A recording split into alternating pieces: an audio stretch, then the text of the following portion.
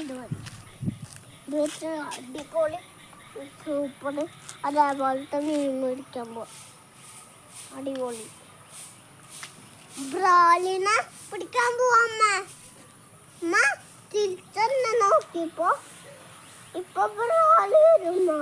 ഇത് വെച്ച് പിടിച്ചമ്മ. അമ്മ ബ്രാലിനെ പിടിക്കാൻ പോവാ. അമ്മ എന്നാ ബ്രാലി കടിക്കില്ല അമ്മ. അയ്യോ എൻ്റെ അത്രയ്ക്കുള്ള പല്ലുണ്ടമ്മ. കാരണം പിടിക്കാത്ത. ഓ